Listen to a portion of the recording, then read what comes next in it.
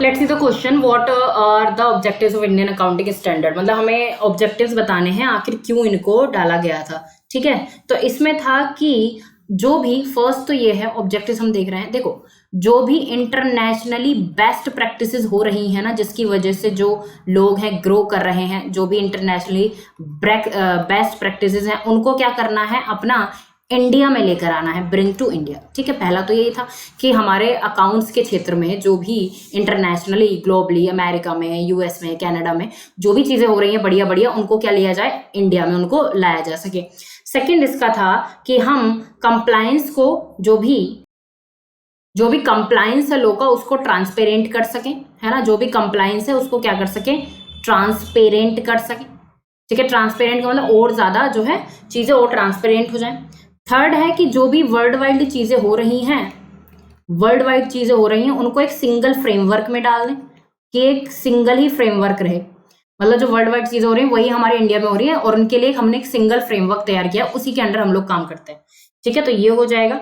Next और हम क्या लिख सकते हैं कि क्योंकि ये IFRS के प्रिंसिपल पर बेस्ड है, तो ये ज्यादा हम बेस्ट प्रैक्टिसेस है इसके अंदर।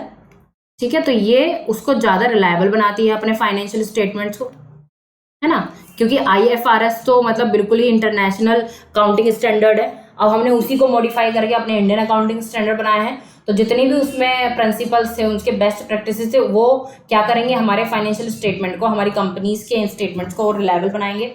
तो ये कुछ ऑब्जेक्टिव्स थे इंडियन अकाउंटिंग स्टैंडर्ड्स को अप्लाई करने के, कि एक तो जो वर्ल्ड वाइड की जो बेस्ट प्रैक्टिसेस थी उनको इंडिया में लाया जा सके। ठीक है, उसके बाद जो कंप्लायंस है वो और ज्यादा ट्रांसपेरेंट हो सके। ट्रांसपेरेंट का मतलब ये होता है कि आप कोई फ्रॉड ना हो, मैनिपुलेशन ना हो, कुछ ना हो, और चीजें आर पार रहे, मतलब चीजें सबके बारे में सबको पता हो। और जो एक वर्ल्ड वाइड जो सिंगल फ्रेमवर्क चल रहा है उसको, मतलब अगर फिर ऐसा रहेगा, इससे ये डिफरेंस नहीं होगा कि अगर हम यहाँ से सीखे, मान लिया कोई व्यक्ति है यहाँ से जो है अकाउंटेंट है, वो यहाँ पर CA है मान लिया, है ना, फॉर एग्जाम्पल वो CA है और वो जाकर USA में काम करना चाहता है, तो हो सकता है वहां पर उसे कुछ चीजें क्या मिले, सेम ही मिले, कि जो उसने यहाँ पर सीखा था वही मुझे यहाँ पर मिल गया, ये तो बढ़िया रहा। तो ये वर्ल्ड वाइड एक सिंगल फ्रेमवर्क तैयार करने के लिए ये है, और क्योंकि IFRS के प्रिंसिपल पे बेस्ड है, तो ये हमारे स्टेटमेंट्स को और रिलायबल बनाता है। तो यही इसके ऑब्जेक्टिव है, क्या, ठीक है, इंडियन अकाउंटिंग स्टैंडर्ड के। So I hope this is the proper explanation to this question.